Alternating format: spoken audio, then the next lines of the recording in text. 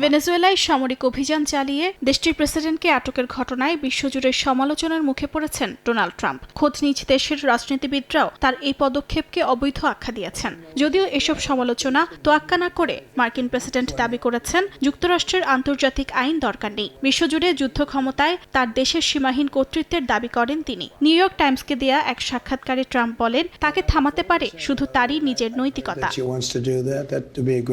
বৃহস্পতিবার যুক্তরাষ্ট্রের সামরিক অভিযানে নিহত সেনা ও নিরাপত্তা কর্মীদের প্রতি শ্রদ্ধা জানান ভেনেজুয়েলার অন্তর্বর্তীকালীন প্রেসিডেন্ট রদ্রিগেজ। বলেন, ন্যায্যতা ও কূটনৈতিক উদ্যোগের মাধ্যমে পরিস্থিতি মোকাবেলা করা হবে। দেশটিতে মার্কিন আগ্রাসন সম্পূর্ণ অবৈধ বলেও উল্লেখ করেন তিনি।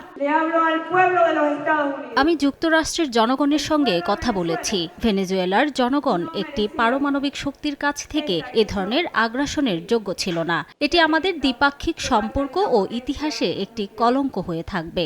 এটি প্রতিশোধের বিষয় নয়, এটি ন্যায় বিচারের প্রশ্ন। এদিকে পশ্চিম কারাকাসে মাদুরো ও তার স্ত্রী সিলিয়া ফ্লোরেসকে মুক্তির দাবি জানিয়ে বিক্ষোভ হয়েছে। মাদুরো নির্দোষ বলে দাবি আন্দোলনকারীদের। আমরা আগের চেয়ে আরও বেশি নিশ্চিত হলাম, আমেরিকান সাম্রাজ্য অপরাধী। তারা শান্তি চায় না, তারা যে কোনো মূল্যে যুদ্ধ চায়, মিথ্যা ও প্রতারণার উপর ভিত্তি করে।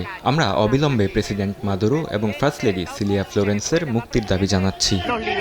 ভেনেজুয়েলার মানবাধিকার সংগঠন ফোরো পেনালের তথ্য মতে দেশটিতে 2025 সালের শেষ পর্যন্ত রাজনৈতিক বন্দীর সংখ্যা ছিল 863 জন। প্রেসিডেন্ট মাদুরোকে আটকের পর বিরোধী গোষ্ঠী ও আন্তর্জাতিক চাপের মুখে তারা এখন ধাপে ধাপে মুক্তি পাচ্ছেন। মানবাধিকার সংগঠনগুলো এই পদক্ষেপকে স্বাগত জানিয়েছে।